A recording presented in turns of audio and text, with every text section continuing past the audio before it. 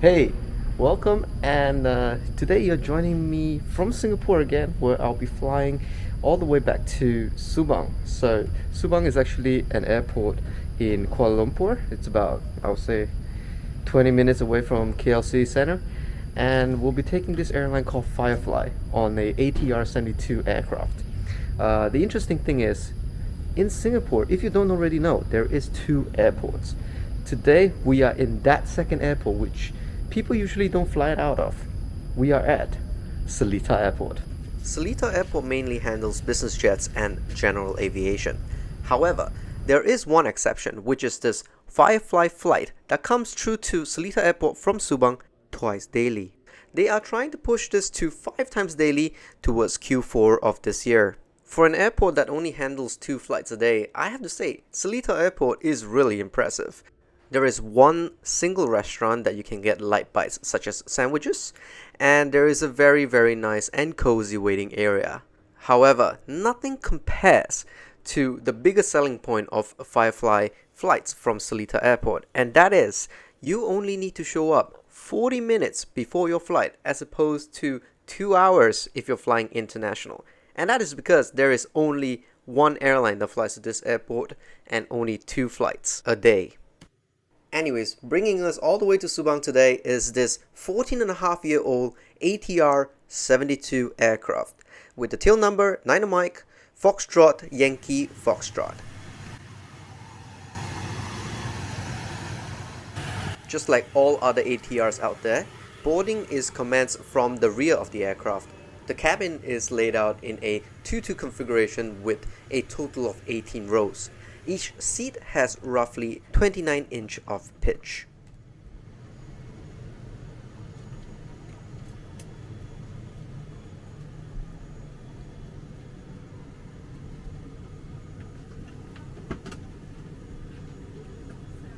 The seat is fairly basic, there is no headrest or anything like that. The legroom is also pretty average, but this is understandable because they usually do regional flights such as flights less than 1 hour. This is one of Firefly's longest flight, that is 1 hour and 20 minutes. Oh, and there's also individual air vents. I think this has got to be one of the most interesting takeoffs I've ever experienced because the runway is actually facing Malaysia, Johor specifically. Once we take off, in less than 15 seconds, we are already in Malaysian airspace.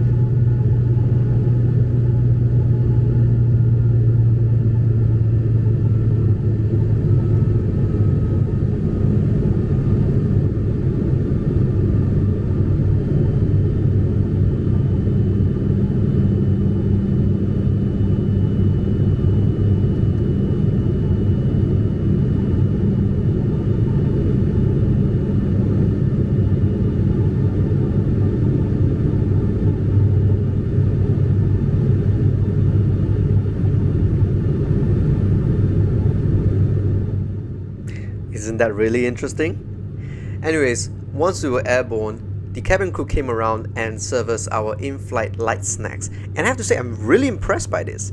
Not only did they give us a bottled water, some salted peanuts, which is the same quality as you can find in Malaysia Airlines, but also a bag of famous Amos, which is amazing.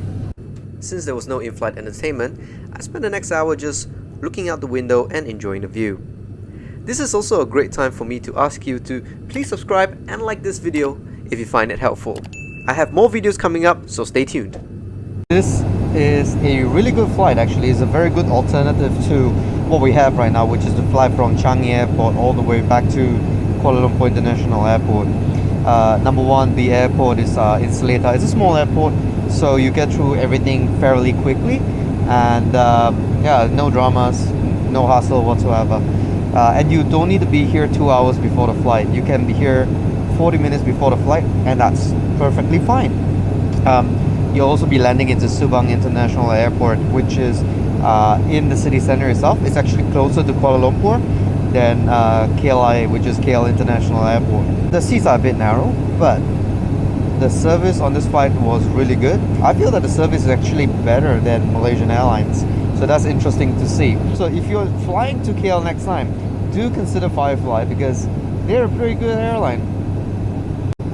Anyways, I'll be doing more videos in the coming weeks, so if you like this videos, as usual, please like, subscribe, and I'll catch you next time.